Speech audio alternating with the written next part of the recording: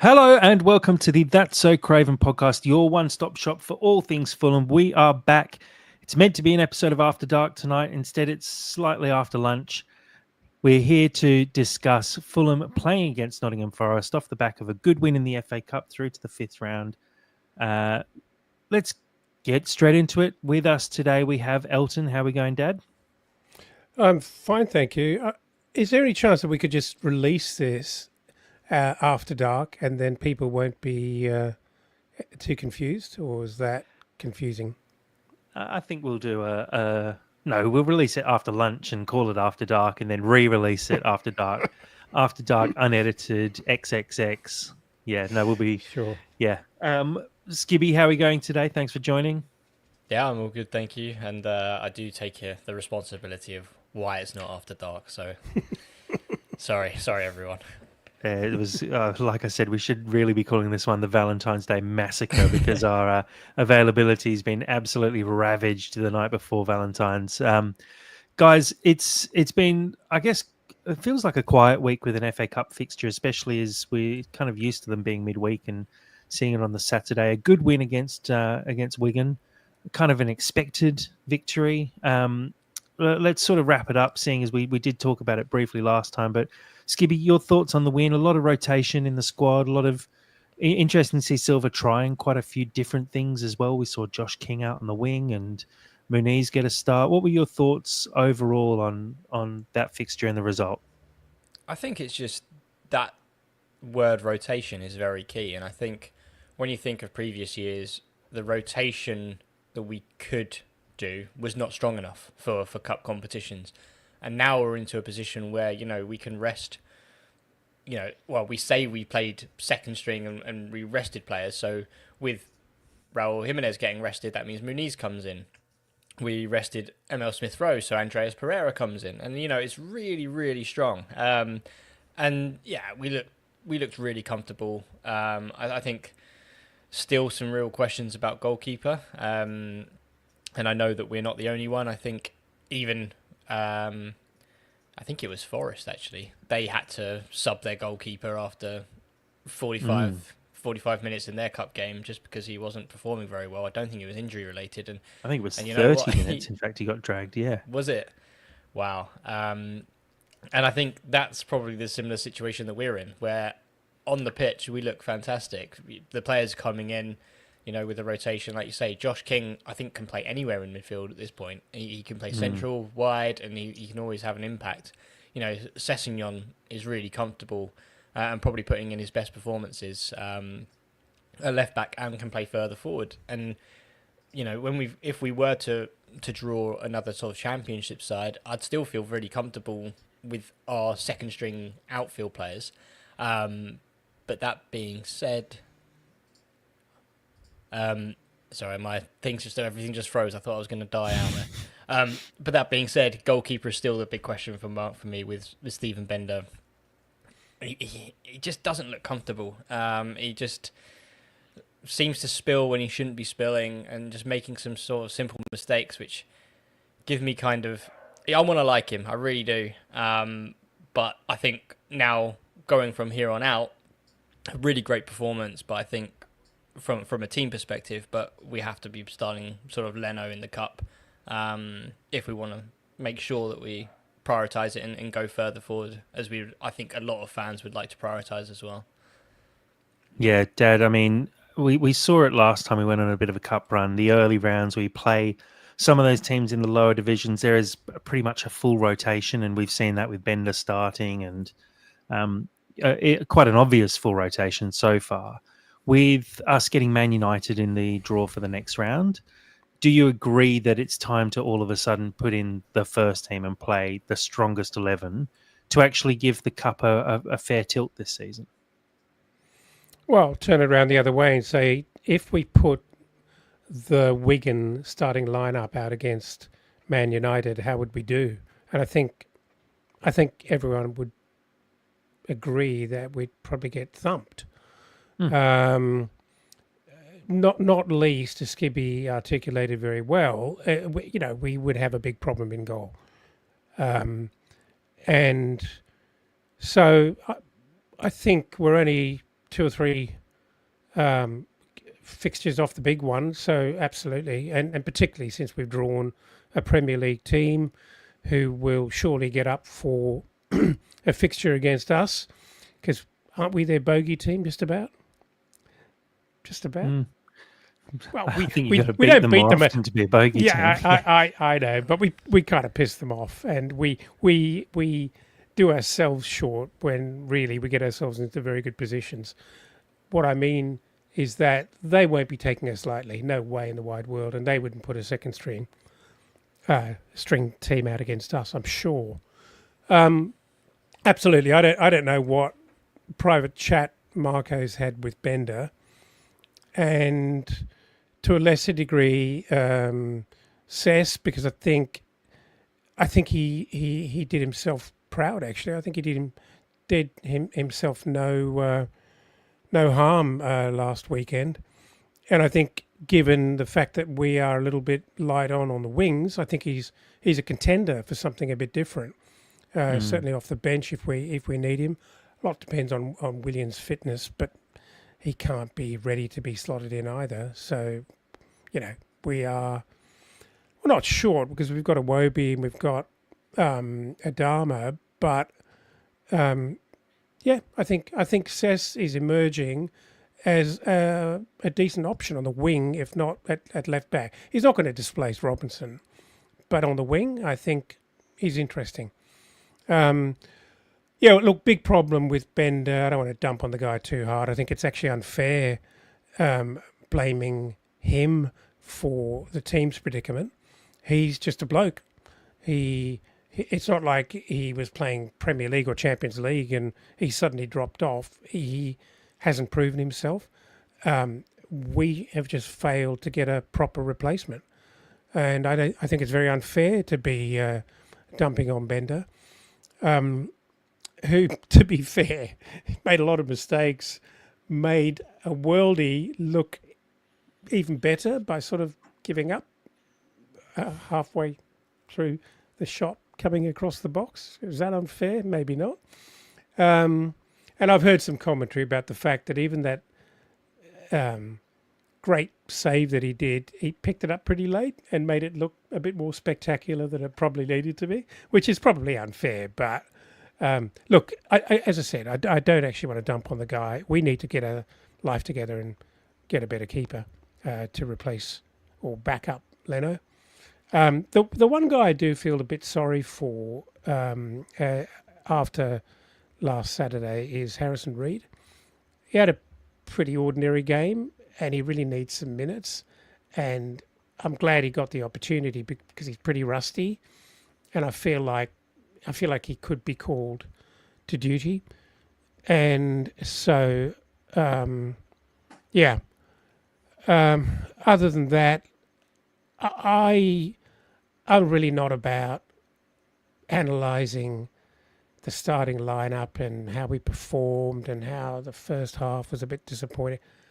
Come on, he made 10 changes. We got the job done. We're through to the next round. That's all really we should be caring about. And he grabbed the opportunity to rest some players, try a few things out. You've got to say that Muniz getting 2 goals was a great success. I don't know that he displaces Raul because I think Silva's got it pretty clear in his mind that Muniz is a better guy off the bench, even if he might be coming into some form, which is probably a little early to say. But you look, he looks good. He looks hungry, looks sharp. I still don't think he's going to start. And I think it was a missed opportunity for Smith Rowe last weekend, unfortunately. Pereira had a good one, looked really good. But it's still not happening, and I'm still worried about that one. Yeah, look, I think for me, the biggest impressors were Cess by far. I think at the very start of the season, I was very worried that we just didn't have any kind of left back backup for Robinson. Definitely not at the same level as Robinson, but those first handful of appearances from Cess, I thought, he just doesn't have it in him. And it was really a shame because he's such a loved player within the fan base. Everyone wants to see him do well. The last couple of appearances he's made have been really impressive, and we're starting to almost see that Cess of old, which is actually quite exciting to have a player like that come off the bench. And the ball in for Muniz's goal, admittedly, um, Muniz does fairly well to finish. I'd say probably possibly could have done better, and maybe the keeper's actually just got a bit flat-footed there. But it's a superb ball in from Cess, and that's the kind of thing that actually we sometimes miss from Robinson. If Robinson was putting in crosses like that over and over again, he'd have 20 assists this season.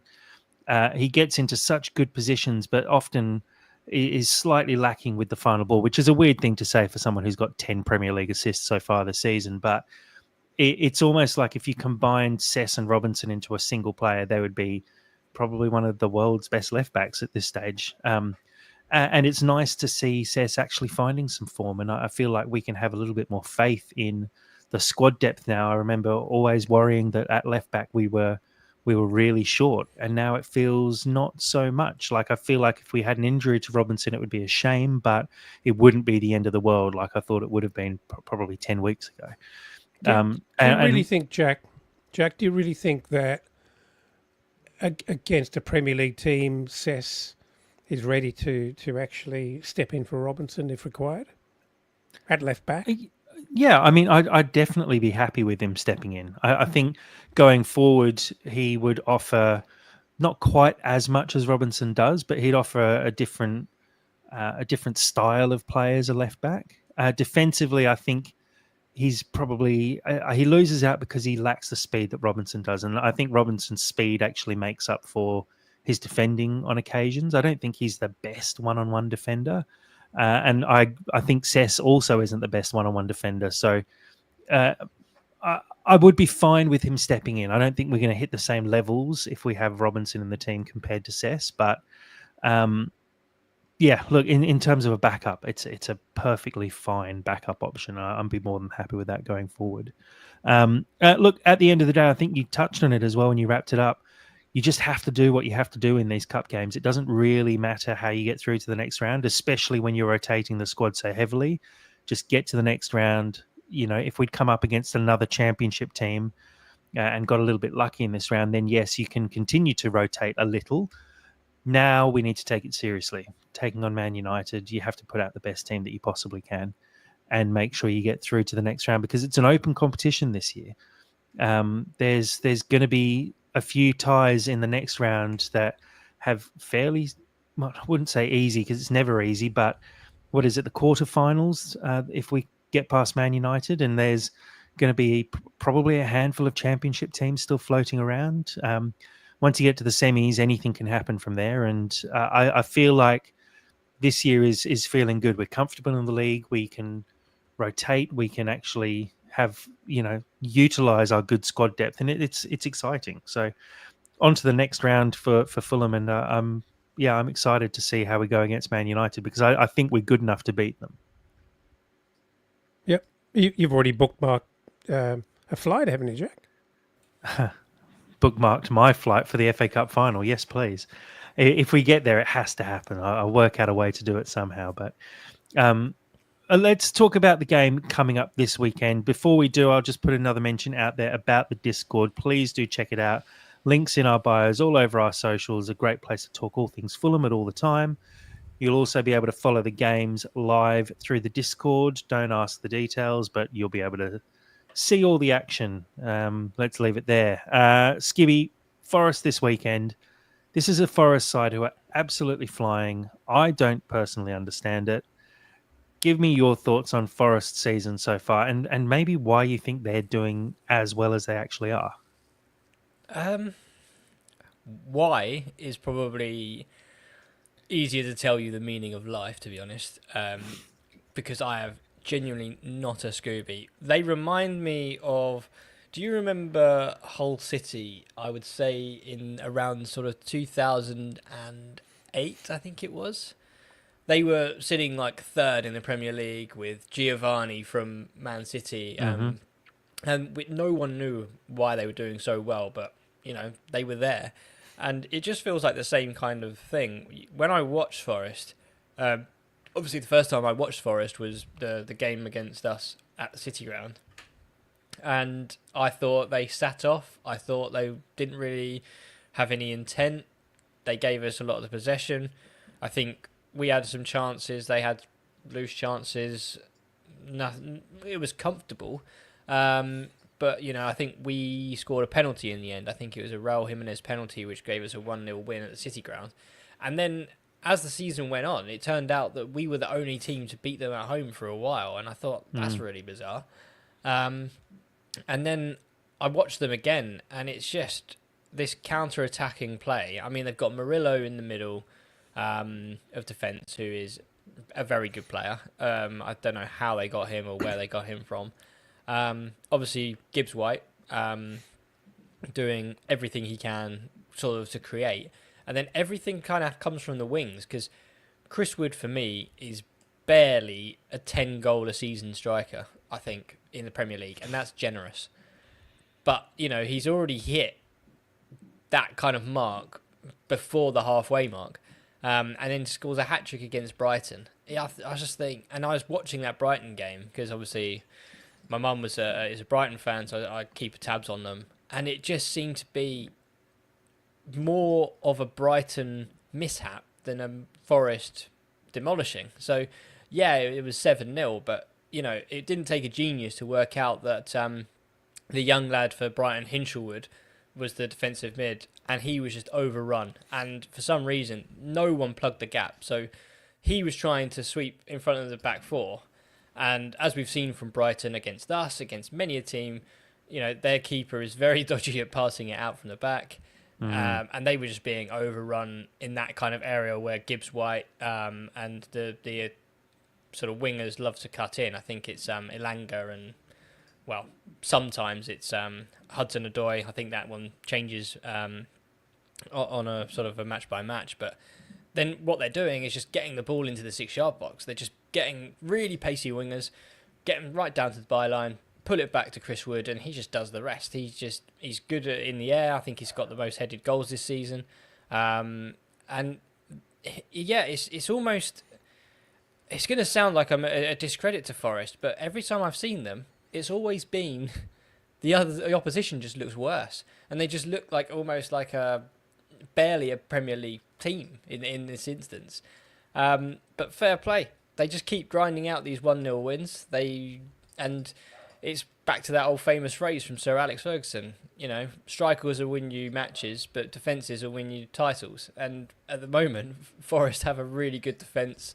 And even their keeper's been making some absolute blinding saves. I think I saw the game with them. It's going to sound like I'm more of a Forest fan. I've watched Forest so much this season. But watched Forest against Liverpool, where I think they ran out, I want to say, a 1-0 win or a 2-1 win. And their keeper was just save after save after save. And they were getting the goal peppered. But yeah, it's a bizarre scenario. And I mean, would I love Fulham to be in that position? Absolutely. You can't doubt it. And it's what really annoys me about Forest is that all they talk about is the Champions Leagues, European Cups that they won back in sort of the late 70s, where probably 3/4 of their fan base was never born. But, before the game, when I went to the City Ground, they just show it on the screens of all these goals that no one's ever seen live because none of them were born. But it was really bizarre. But what's annoying me now is that they're now going to potentially repeat that. Not by winning the cup, that would be way too far, but the fact that they're going to potentially qualify, and they're in a very good stance of qualifying for the Champions League, it leaves me a bit of a sick taste in my mouth at the moment, which is horrendous. But hey, fair play to them. They're there, but how they're there, I couldn't tell you. Agree. And Dad, I guess a more general question around the way Forest have performed this season and the work they've done in the transfer market as well. Do you think it's a bit of a blueprint for Fulham and the way Fulham should be run when you look at Forest and how well they've done in the transfer market, how well they've done in securing a very, a top-level manager, continually grinding out results against bigger teams, something that Fulham have struggled with over the last couple of years? Is it a sort of blueprint you think we should be looking to replicate, or Are you happy with the way that Fulham are, I guess, um, aiming to slowly build to that point rather than sort of break FFP rules and speed their way there? I was just about to say, You before you answer know that, I'm what not. is the blueprint? Tell me the The blueprint blueprint. is to just ignore the rules completely, No. accept a few point penalty, and then move on. Well, I'll turn around and answer your second question. Well, your first question first, actually. It's interesting that I think, as Fulham fans, perhaps what annoys us most about what's happening at Forest is not what they're doing on the pitch, is more about how their fans are sort of reacting. It would be. Can you imagine if it was Brentford? It would just be No. horrendous. It would just be so horrendous. But to be fair to Forest, they don't have a top 6 or top 5 squad in terms of quality and money spent. Well, they've spent some money on players, no question about that. But it's not Liverpool level or even Newcastle level for me. But they surely must be winning the trophy for the best execution this season. Has to be, right? I mean, they are, fairly simple plans, like you say. It's counter-attacking, and they do it really well. They don't concede goals. They're very, very, very solid defensively. Don't score that many goals, but they always score goals. And so it's pretty simple stuff. And you got to give credit to them. They're actually doing it very, very well and collecting a lot of points along the way. So, I can only be somewhat jealous of what they're achieving, because we all know if not for a few pretty unfortunate results, we could be in a similar kind of position. Nevertheless, is it a blueprint, or am I happy that we're not spending aggressively? What do you reckon? I think my real problem is that it's like playing poker with really good cards, but you just don't have the balls. Even though you've got the money, you've been burnt, and you just don't have the balls because you just don't want to lose. And so you play it safe. You've got a Marco Silva, very, very capable manager. He's not only a capable manager, but he's proven to be capable. He's got an okay squad. He's excelling. We're having a very, very good season. Let's be realistic, points wise. But everyone knows and everyone feels we could be doing better. And he does lack a bit of quality, which I think would allow Silva to execute better. He's got the plans. He's got far more sophisticated plans in terms of how he wants to go about playing his football. He's multi-dimensional. He's proven that. We've got a few ways that we can do it. And imagine if we just had maybe 4 players of the next level in key positions. You just, I don't want to use the own goal metaphor, but you just stop tripping yourself up, and those little, half opportunities in games, you just put them away and you put them to bed because you've got quality, and that's the frustration. So, if we had a wealthy set of owners but a shitty manager, and a bit of a shitty squad, I wouldn't be that surprised or frustrated that they weren't spending big, because that's how you can get yourself into trouble if you don't have much of a basis. But we do have a very good basis, and so I'm still surprised. I'm not buying the FFP constraints. I think we've got money to spend. I'm not that frustrated.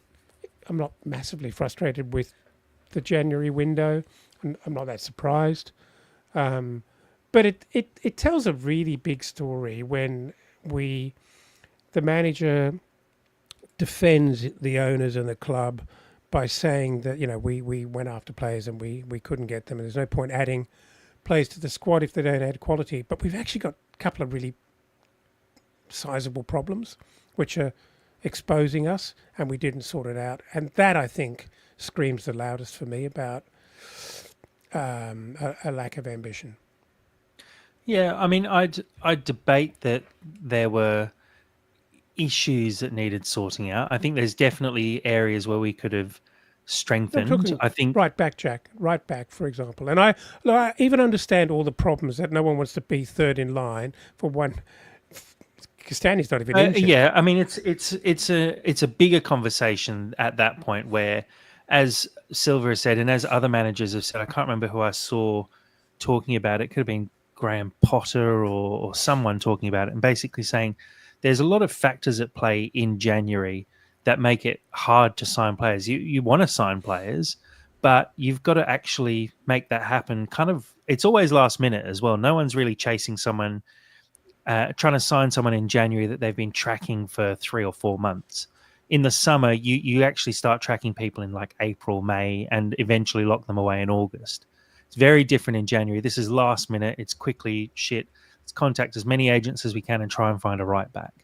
I understand why that didn't get plugged, and Silver said he wanted to plug it, couldn't make it happen. I accept that. I don't feel like we can actually justify having to sign another striker, which is a position that people were disappointed we didn't actually chase after, because we've got 2 strikers who are scoring goals in the Premier League for us. So I understand why that's not actually Sure. Like something that we were really pushing hard for. I think that's something that you save until summer, but we're 9th in the table. We've scored 36 goals already this season. We've got 2 strikers who are scoring goals. We've got wingers who are scoring goals fairly regularly as well. Like it just doesn't feel like something that I was disappointed that we didn't sign more players in January. But What at the about a same time, keeper- I totally keeper, Jack? understand. What about a I'm- keeper? I'm one of the very few people who thinks Bender is fine as a backup keeper. If Shit, Leno you breaks were a his keeper. leg, I know. If Leno breaks his leg, we're screwed. But to be honest, if we had even a slightly better backup keeper than Bender, we'd be screwed anyway, and we'd be saying the same thing. I don't think. Well, okay. Here's a stat for you. The expected goals against for Fulham so far this year are 28. We've actually conceded 32. Leno's not having the best season of his career, especially not his best season since he's been at Fulham. I don't think Bender is going to make that big a difference. We don't see Leno making the kind of point-winning performances that we've seen from him over the last couple of years. We're actually winning games not off the back of Leno heroics. I think it was last season or the season before when Leno was basically the top keeper in the league, outperforming the expected goals conceded by, like, I think it was 15 by the end of the season, something ridiculous. And at that point you go, that is making the difference. I don't think we're at that point now. And I feel like if Bender had to play in goal, it wouldn't be the end of the world. I agree it wouldn't be ideal, but I don't think we're going to be sliding down the table and all of a sudden getting in a relegation scrap because we've got our backup keeper there. We've got a good defence in front of the keeper. And actually, I'd say a lot of the goals Leno's conceded have been down to mistakes from Bassi, Anderson, Diop. I don't think Bender would have made much of a difference in any of those goals that we've conceded this season. I just feel like it's not. I would love to have a better backup keeper, but it's definitely not like a real worry for me. Everyone keeps harping on about it. And I'm just, like you said, I used to play as a goalkeeper, and I thought I was pretty good at it as well. And I don't see Bender making any massive blunders. There's a few nerves there, but I've seen much worse keepers at Fulham than Bender. Well, it's also the bigger picture in my eyes. It's, we talk about Alex Borto in the under-21s. Is he deemed to be our number 2 going forward, and Bender is just a 500k stopgap until Or Ashby Porto Hammond, gets a for bit, example. or Like Ashby there's Hammond. We've got some lads out on loan, haven't we? So, you know, it you've got a double-edged sword, right? I see a lot of people going, "Oh, Silver never uses the youth. He never brings in blah X, Y, Z." But at the same time, if we bring in another keeper, like I know, if I had my way, because I love to dream. I'd bring in Trafford for agree. number two, and for Leno to then pass the baton when Leno's like 35, 36. I But think at the that's same got to be time, the way to do it for sure. Is you bring in a keeper who is actually your future number one, and Bender's not that keeper, and so I understand the no, frustration there in that you want a future number one sitting on the bench. But there's not that many great young keepers who would be happy to have a couple of seasons on the bench, unless you go and try and pick up someone out of the championship and hope that they're yeah, going to improve to the same. But that's kind of what we did with Bender. We picked him up off Swansea, and you kind of hope that he will eventually be ready to play in the Premier League. But I mean, Trafford's a very good goalkeeper. You kind of yeah, need like Southampton get relegated and you pick up Ramsdale. Maybe I don't know how old Ramsdale is now, but he's got to be in his um, late 20s. he actually is kind of unofficially the best goalkeeper in the league this season. Southampton should have conceded 64 goals on XG, and they've only conceded 54. He's got the biggest differential of any keeper in the league this season. So that's the kind of keeper I'd be looking at going, you come in, actually give some competition, similar to what you see at West Ham with Areola and Fabianski, where they kind of share the role. We're looking for a genuine backup, and it's hard to find a good keeper as a genuine backup. Yeah, But no, I yeah, agree with that.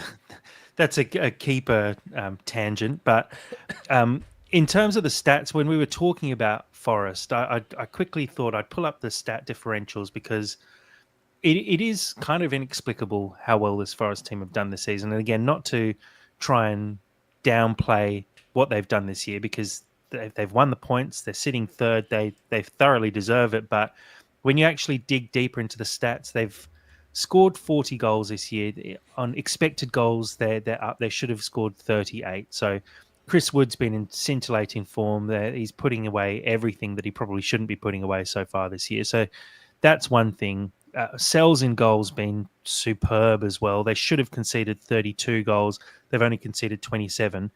If you look at the expected points for Forest this season, they're massively outperforming there. They've got 47 points, but on XG, on expected points, they should have just 36 points, which is actually exactly what Fulham have. And Fulham are the second worst performing for expected points this season, based on all the factors that get put into coming up with these stats. Fulham should actually have 41 points and be sitting fourth in the league so far this season.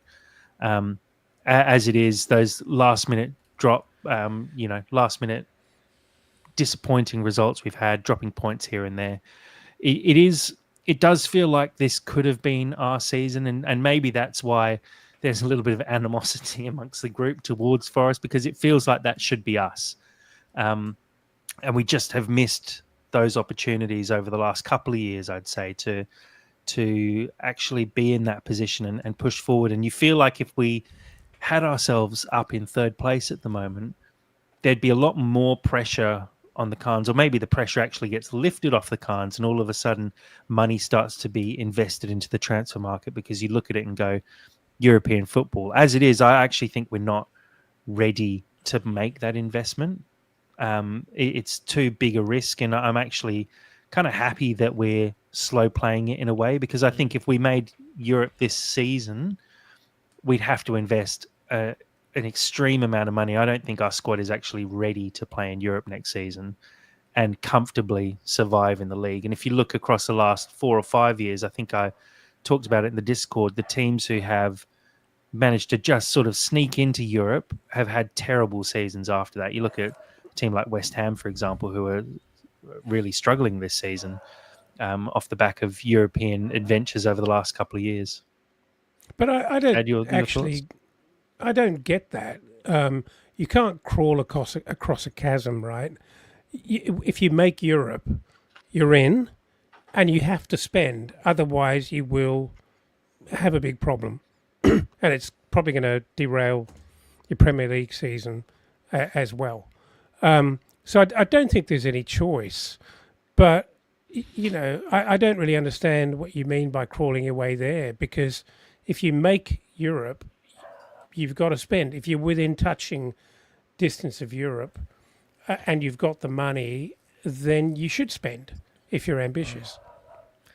I'd also add to that I don't think it's as risky as you're making out, personally. I think we have the foundation for a Premier League team.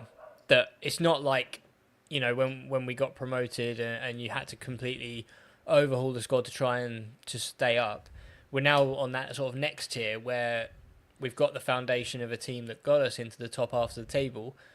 Now we just need to add bits of quality. So for me, adding that, 30 goals. Sorry, I'm a bit excited. 15 to 20 goals a season striker. That real tricky winger that can make things happen.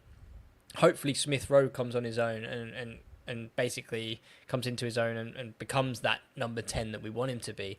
But because we've already got, say, Anderson Bassi, I would say that is a solid centre-back partnership that wouldn't need to be touched.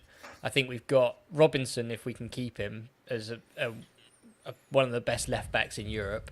We would only need to be adding potentially... I would even say Tete is fantastic if we can keep him fit. That you'd probably only need to really bring in that central midfield maestro.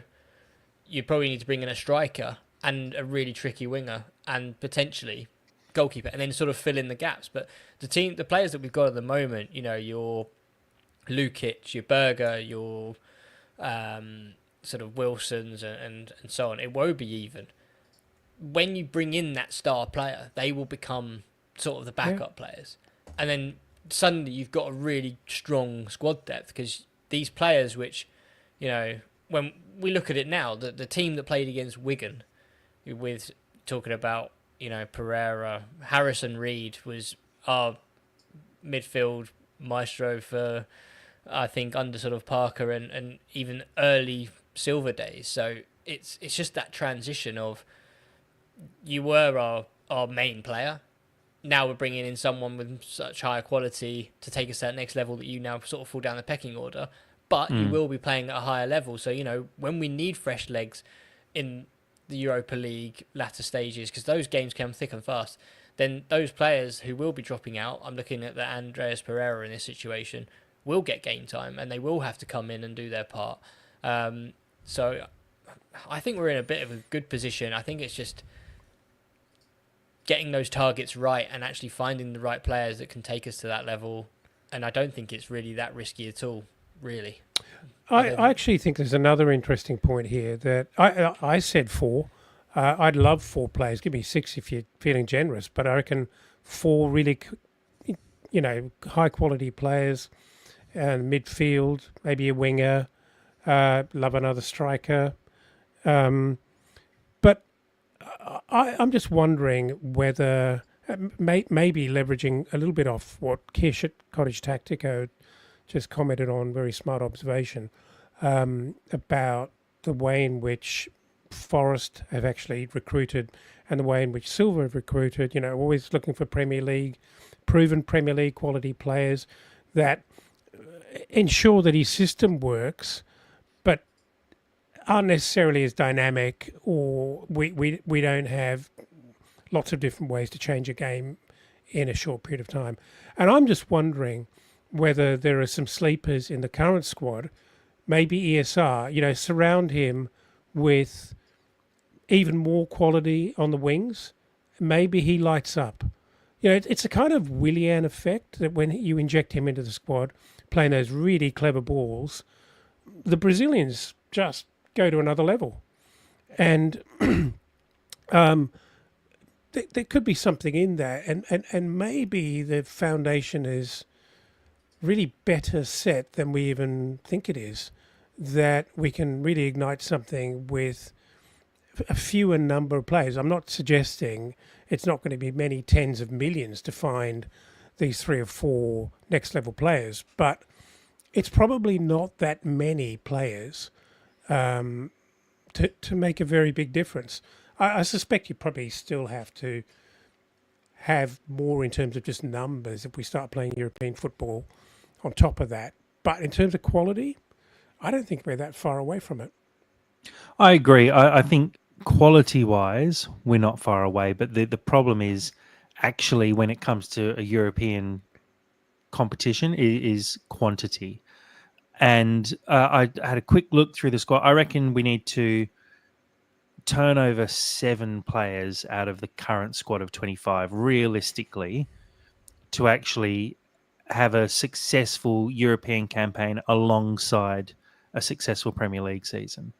And it's those players who came up through the championship. So you're talking your Harrison Reed, Tom Cairney, Carlos Vinicius, Reece Nelson will probably go back to Arsenal at the end of his loan, replace Bender, and then you're talking about basically filling the gaps with those youth players who are coming through, like Goddo and Josh King, who are great players, but you can't really rely on them to play 10, 15 games in a season, which is kind of what you need when you're going and playing 40, 50. Well, if you have the European competition, which is now laid out with you guaranteed 8 games, plus a Premier League season of 38, plus at least probably 3 in each cup, you're talking about playing 60 odd games for the season if you want to progress in any of those cup competitions. Yep.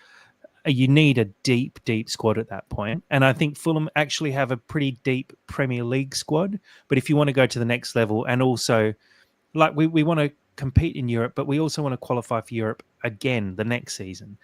And I feel like if we qualified for Europe at the end of this season, the turnover required to sustain that level is almost too big. And what you want is at the end of this season, maybe we don't qualify for Europe.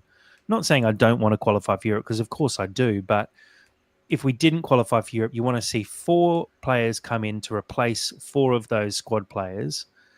So let's say you replace Carlos Vinicius, Harrison Reed, Tom Cairney and Stephen Bender. Add some proper depth now, and maybe you replace those 4 with actual first team starters, and then you get people like Lukic dropping to the bench behind them and Bernd Leno dropping to the bench, and all of a sudden your rotation options are your first team from last season or the season before. And that's what we need to get to. When I say crawling, I don't mean doing it stupidly and going too slowly, but I think taking your time to build squad depth and squad strength is kind of important here for sustainability.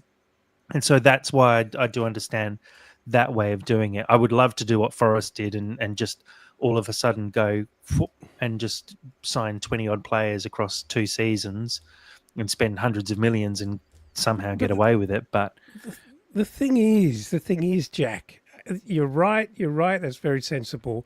But Silva is actually, I think he's good enough if you back him, not just by players that you think are great from a Tony Khan perspective, or that you think are bargains, but you back Silva in the kind of player that he wants. I think he's good enough to actually assimilate a number of players quite quickly. I don't think the assimilation's the issue. I don't think signing players and getting them to play in the style's the issue. I think, firstly, the amount of money you have to spend to bring in the quality that we're hoping for. You have to spend minimum 20 million on each one of those players. So you're spending minimum probably 200 million in the next transfer window if you want to actually have a decent, deep squad for a European campaign. And I just don't see that happening. And I don't see that as a smart way to run a football club either. I reckon we'd be close on FFP to be able to spend that much, but to do that, you probably have to sell Robinson and Pereira, and then you open up 2 more slots that have to be filled properly again. Yeah. At the moment, like you say, we're a couple of positions away from having a really good, strong first team. The depth might not quite be there, but a couple of smart signings and spend decent money on a couple of good players, and then see how we go at the end of that season. And maybe that at the end of next season is when you aim to qualify for Europe, and then you can push from there and sign 4 really good squad backup players who can also challenge for the first team. Like it's confusing the way you do it, and there's lots of different ways to do it. I'm kind of happy with us not rushing it, if that makes sense. And I'd rather see us do it in a more sustainable fashion. I, I know you I probably think a little bit differently. I think you've actually done a therapy session on yourself and you've set your own expectations, and now you have no frustrations in your life, and life is very calm for you because you're at peace with the way it's going to be. Because the truth of it is, even if we had 200 million to spend, God forbid 80 to spend, Tony'd rather have 12 new wrestlers. Well, the truth of it is, with FFP, you just can't do that unless you want to break the rules, No. and I just don't feel like they are willing to do that. You look at the Forest owner, and he's definitely a bloke who's willing to break a few rules. Let's be honest. Um, so yeah, look, it's an interesting one, but let's get back to the game itself rather than mulling over if Fulham can get a good enough squad to make Europe. Skibby, how do you see Fulham winning this one? Last time we played them, Fulham had 60% possession. We were fortunate that Gibbs White wasn't playing, and Forest did some weird rotations with their squad. But do you see an avenue for Fulham to actually get 3 points here at the Cottage? Yeah, I do. I mean, I think, like I said, the problems I saw in that Brighton game was there was just no protection in of that defense, and there was just so much room in front of the defense and or between the defense and midfield. So I think that game is just a no brainer for me of Berger and Lukic to come in and basically solidify that area and close out Gibbs White. I think Lukic could easily or even Berger, to be fair, could do a job on Gibbs White and just stop him from getting the ball. And he's very lightweight. He wouldn't be up for the physicality of Berger and Lukic. So I think that's where you got to stop them. I think we're very good at the moment of preventing wing play. We saw that against Newcastle at home, and even the second half of the Newcastle game, where Anthony Gordon, and I'm going to forget, I think it wasn't Willock, it was Murphy, were running quite well in that first half. And I think as soon as Castagna kind of pulled up his stocks and understood the assignment, he suddenly became very competent defensively. And I think as long as you can stop the ball coming into Chris Wood, and if you stop Gibbs White, then I think definitely we've got a very good chance. And we're probably a better team away than we are at home, but I do think that that's still going to work in our favour, because when you look at Forest's other sort of results, before they annihilated Brighton, they lost 5-0 away to Bournemouth. And we've played Bournemouth. Yeah, they looked okay, but I think this was also the time where Bournemouth had lost both their key strikers, Evan Nilsson and the other chap whose name I can't remember. But yeah, I mean, they're leaky. From what I saw from that Bournemouth game, you can get at them, you can hurt them, and I think they ride their luck at times. And I think if we're able to get more men around the striker, in whether it be Muniz or Jimenez, most likely Jimenez, I think that's where we can hurt them with Iwobi having pot shots, and potentially Smith Rowe being able to sort of get into the box.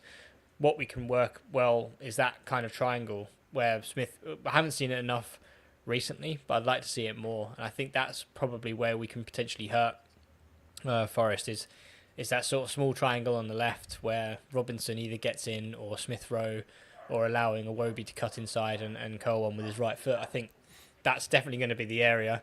They're going to be against an old Fulham boy of Ola Aina, who's been very impressive this year. I think he's been probably one of their unsung heroes, if I'm honest. When you watch him, he's good player, very athletic. I mean, I'd love him right now.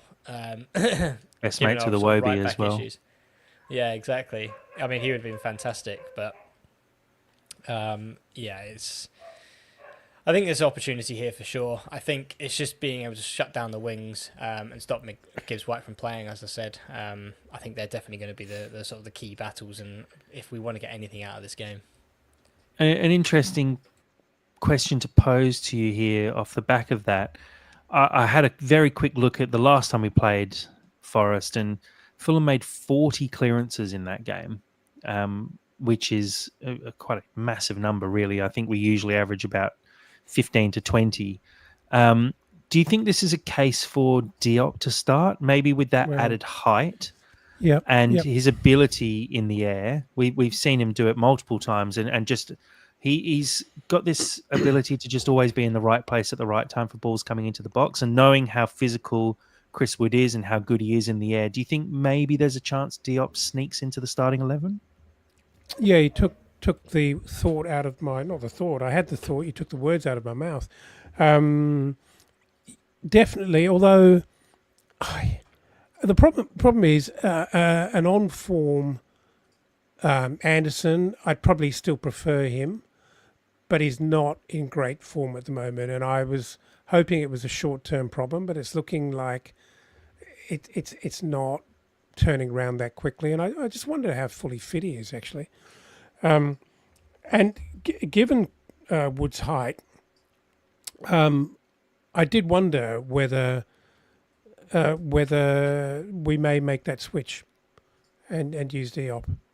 I actually think I feel very comfortable that Berger and Lukic are actually in very good form at the moment, and I think they can more than hold their own and control the middle of the park. I'm not too bothered. I think Skibby laid it out very, very well in terms of what we've got to do on the wings. But I just wonder whether that is the tweak to bring Diop in to counter Wood's ascendancy in the air. He's a big bloke. Mm. Yeah, I think we need to do something, and I think that feels like the rotation that we kind of should be making in this instance. Particularly that Anderson's not in great form. Yeah, I just think even if Anderson was in okay form, it just feels like it kind of makes sense. Like it's Chris Wood is obviously their key player and their biggest threat, and Diop is quite clearly our best player aerially. So match them up. Tactically, it seems to make sense. It's just about if Silva sees, I guess, like you said, Anderson's probably the one who drops out if Diop comes in. Does Silva see Anderson as such a big outlet from the back that we can't afford to drop him? I don't know. And I think he probably does. Forest do give up a lot of possession very regularly, so we will see Anderson getting on the ball and having the ball at his feet quite regularly throughout the day, I would have thought. And maybe it just feels a little too risky to actually give up that outlet just to try and shut down Chris Wood. I think Anderson should have it in him to be able to handle Chris Wood. It's just a matter of if he actually can on the day. I mean, guys, tactically, if you put it like that, I think if you put it like that, you give up that outlet that Anderson gives you, even if he's 20% off successful completed long passes or passes out of defence, it's probably still worth playing him because he hasn't been terrible defensively. It's his passing that's actually let him down. One other thing I was going to say is I want to be over, because we know that if we've got, as Skibby mentioned, if you've got Smith Rowe turning up in the box like he can from time to time when he just turns up for a game, that can be so decisive, whether it's Raul or Muniz, with him alongside them, scrapping for those little diving headers and just turning up at the back post, something like that. It can make all the difference, but I've probably lost hope, really, that I can depend on that. Yeah. I'm not saying he can't do it. I just don't believe it, that he's going to do it next week. Yep. No, I think that's fair. It's we want it so much, and it just doesn't seem to be forthcoming at this stage. But let's hope that this is a game that he turns up for, and we can actually utilize what he offers, and we start to see some of those triangles that Kish has always told us about at Cottage Tactico. So, Skibby, I'll push you first for a prediction for this game. How do you see this one panning out? I think it's going to be a close game. I think it's going to be a 2-1 Fulham win. I do feel that there are gaps in Forest and they do ride their luck at times. But like you said, they do score quite often. But so I think it'll be close. But yeah, 2-1 Fulham win. Love it. Confident. Love it. Dad, your prediction? Yeah, nothing unique about this. I'm going to say 2-1 as well, because I actually think that's what's going to happen. I think we are unfortunately still very vulnerable to leaking a goal. I don't see a clean sheet, and but I do think that we're capable of scoring a couple, probably one from one of our strikers and one from the wings, or maybe from a corner. Who knows? I'm going for a drubbing. I'm saying 3-0 Fulham.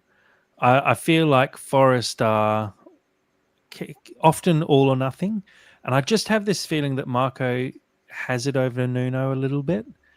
And yeah, I just have this feeling that it's going to be a good day out. I think we'll actually see Muniz start off the back of his goals in the FA Cup. I just feel like you can't ignore Muniz at the moment. He's coming off the bench scoring goals. When he gets his opportunity to start, he's scoring goals. I think you have to reward that. And we've seen Silva do that with Wilson previously. I think it's time for Muniz to get his reward and get a start. And I feel like he's going to be really up for it and cause some issues for the Forest defence. I think I just feel like it's going to be our day. Maybe that's just me being incredibly hopeful, but I'm going 3-0 Fulham. Clip that, post it on Instagram and sorry, not on Instagram, on Twitter on Sunday when we're all celebrating the result. A few other predictions here. I see Jim saying 3-2 Muniz Chaos Theory. I think that's almost picked up the title of our podcast if we do get a win on the weekend. So, guys, thank you for joining today. It's been good to talk this one through. It's going to be a tricky game on the weekend. I'm looking forward to watching this one though, because I feel like it's going to be a bit of a tactical chess game where we just hope that we come out on top. And I feel like Marco is going to be preparing them well for this. And this it's a bit of a chance to prove ourselves, I think, because like we've talked about a little bit, Forest are in the position that I think Fulham fans want to be in, and Fulham fans almost feel like we deserve to be in a way. And it'd be nice to see us get one over Forest and actually do the double over them this season, especially as they're flying high. As Colm says, please do hit a like on the way out. I hate saying that. I feel like a proper YouTuber at that point, but really appreciate all the people who continue to support the podcast. So please subscribe, please like, please share whenever you see our posts. We really do appreciate the support, and it continues to help people find the podcast and find us on all platforms. So we do appreciate that. Skibby, thanks for joining today, mate. No, thank you very much for having me. And yeah, hopefully we live up to the hype that we've now painted for ourselves. I know that on the last sort of After Dark, myself, Mary, and Dave didn't have the best. Well, the last one I was on, when we all predicted Man United wins for Fulham against Man United, didn't quite go to plan. So hopefully this one goes a bit better than those previous predictions.